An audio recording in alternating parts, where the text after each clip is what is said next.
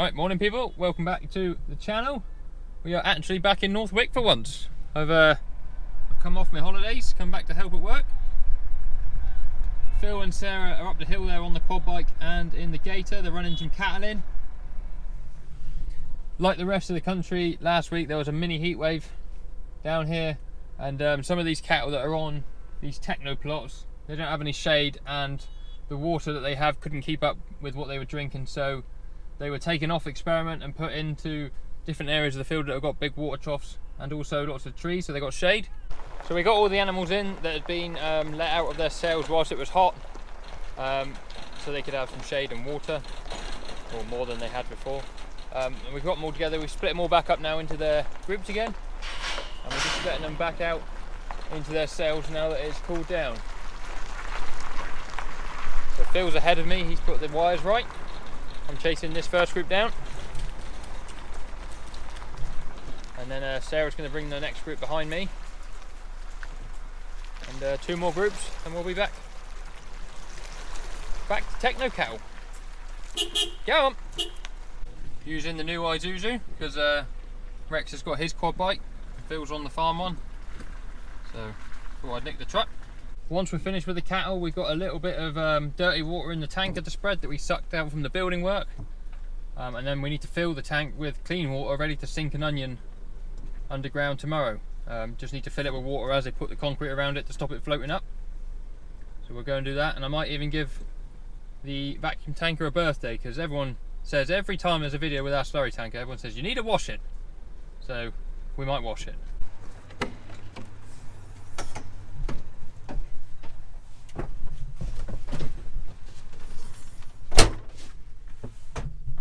Oh, good old John Deere, hey? It's been a minute.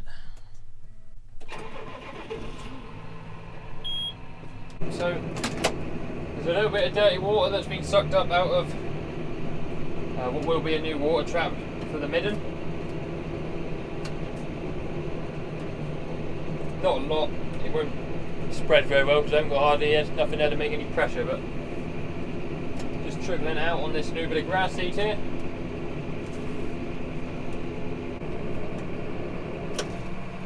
Power shaft off, turn around,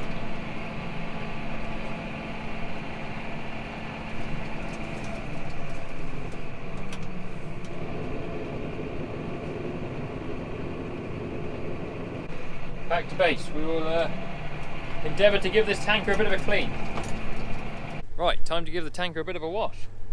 I've soaked it all in a bit of soap, so hopefully that'll do its degreasing thing and degriming, and then when we put a bit of hot water over it, with any luck that should all melt off.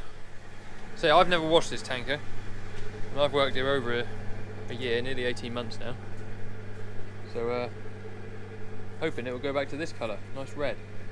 See, it's full of grime and dirt and rubbish, but it should look a lot better. So we'll set the camera somewhere up on a time lapse, see how we get on.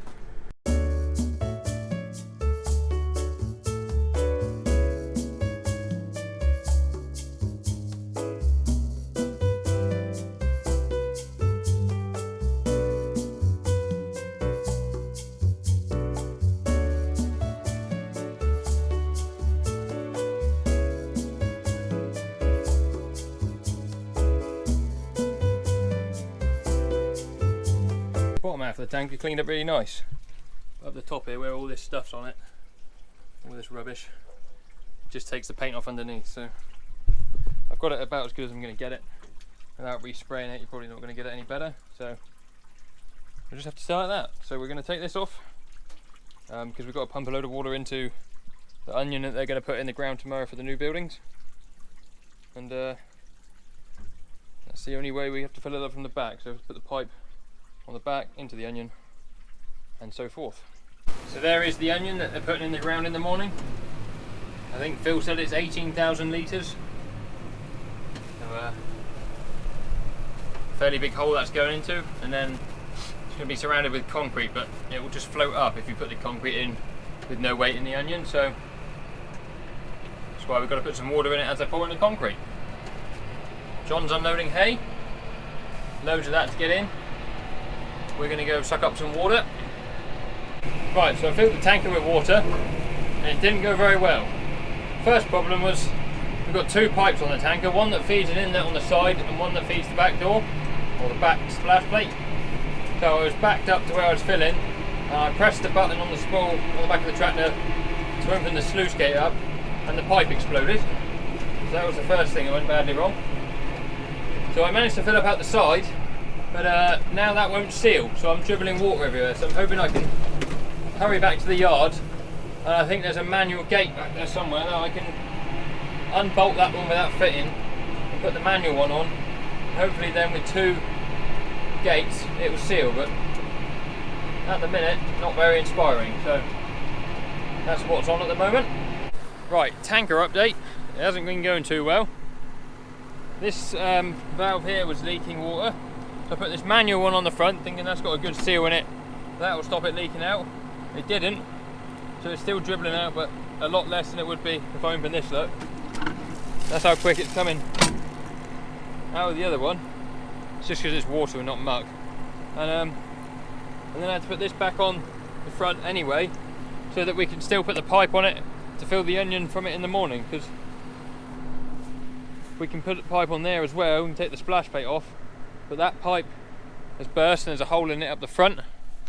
It was quite lucky actually. I was stood here, I was operating the buttons on the tractor here to open the back spool, and the pipe blew out just in there somewhere.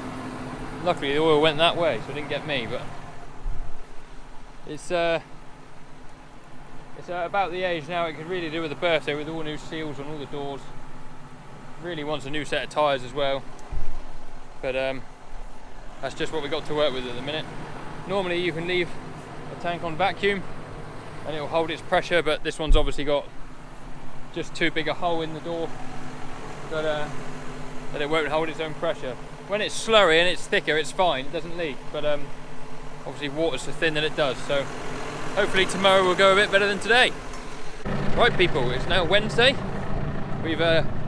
We finished with the tanker. We filled up an onion in the floor for the builder, so that didn't cave in when they put the concrete on it. I didn't get to film any of that because it was heaving with rain yesterday and my microphone and camera do not like rain, so didn't film that. But we're out here with Todger, which is our 6130M because the number plate spells Todger, and the Tarrant topper. Just got to take these wheels out, take the string off, and what I'm going to do is I'm going to go around the margins of our wheat and just top one strip around the edge, so that when it comes to combining it, we're not tangling up with grass and all sorts of rubbish around the outside. So that's this morning's plan.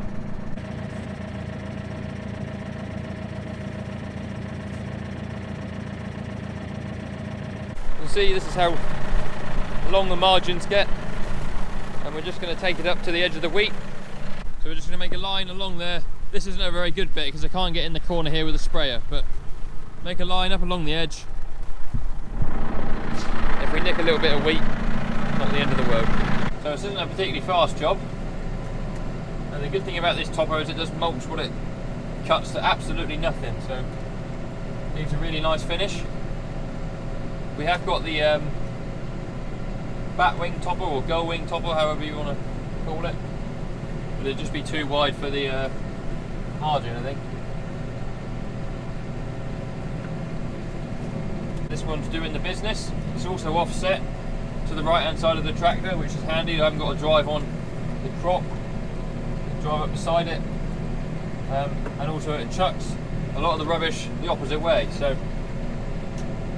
gets it out of the way so it does rot down, not on the corn, which is nice.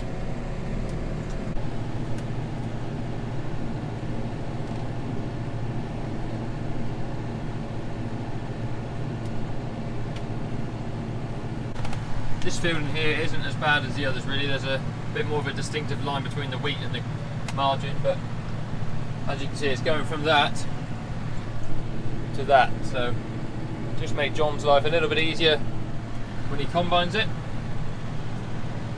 So John is going to where he used to work today to help service up the combine. We're hiring it off the people John and Craig used to work for. So he's going just to make sure it's all tickety-boo. Yeah, and I don't know how long it'll be before we are combining. The oats are well ahead now. And the wheat, you know, a lot of it looks to be getting fit. Some of the straw is still a bit green. Probably be another couple of weeks, maybe 3 weeks still. Guys, here we are with the finished article. So you can see now we got a really nice line between the wheat and the margin. This has all been milled up to nothing, so that'll rot down nicely as well.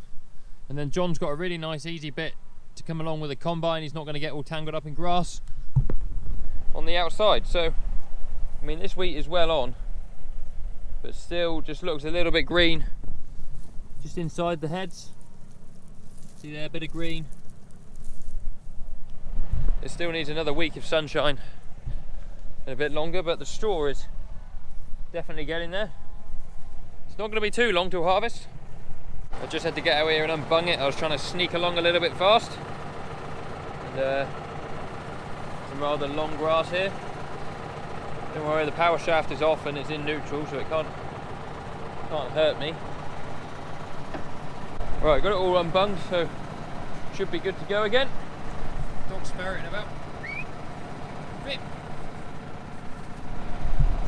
We're currently experiencing what we call a summer's day here in Devon, so got lovely bits of blue sky. We had some really nice sun for about an hour, and then it's been raining quite hard for the last 20 minutes. So that's usually what happens, is you just about get your hopes up, you're gonna have a nice day, and then it rains quite a lot. So I'm gonna carry on. I've got a reverse down here, so I've got to go around the field this way, and then only a couple more fields to do and we'll be done.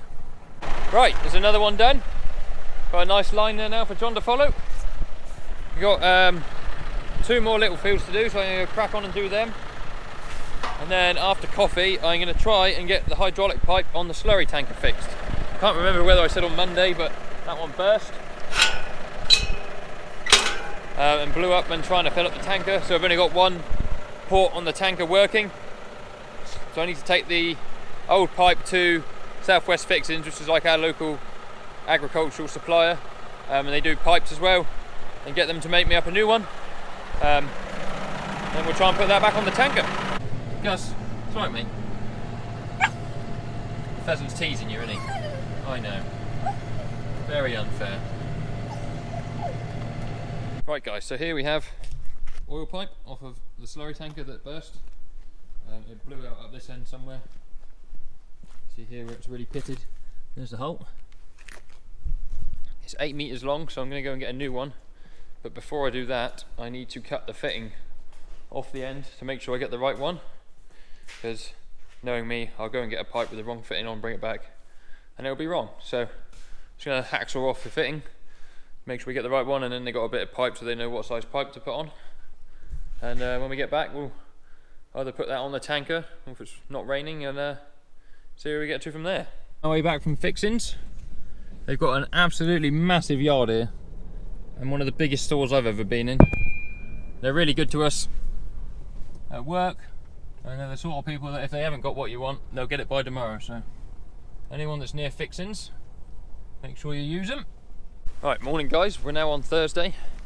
It's the 4th day of trying to make this video, and it's dragging out, I know, so I apologise for that, but I just want to show you the new pipe on the tanker, because we never filmed putting that on yesterday.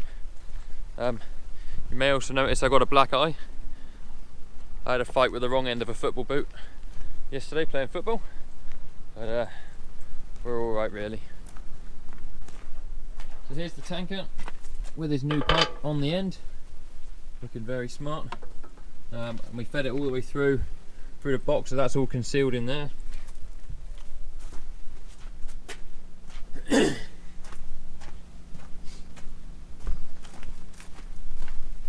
then it comes out the other end through this eye, and then originally it did go through this eye, but it was really perished here because this makes such a tight turn, and that puts a lot of stress on that bit there, and that had worn a lot, so we thought we would just cable tie it there, and that will keep that solid anyway.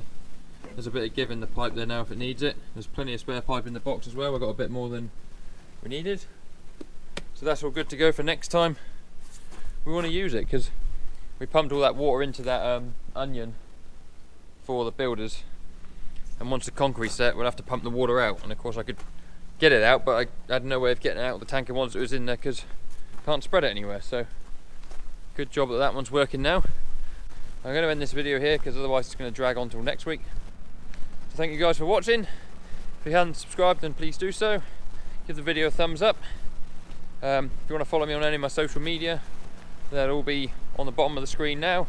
They're always in the description, the links to get you straight to the pages. So yeah, thank you guys. See you on the next video. Cheerio.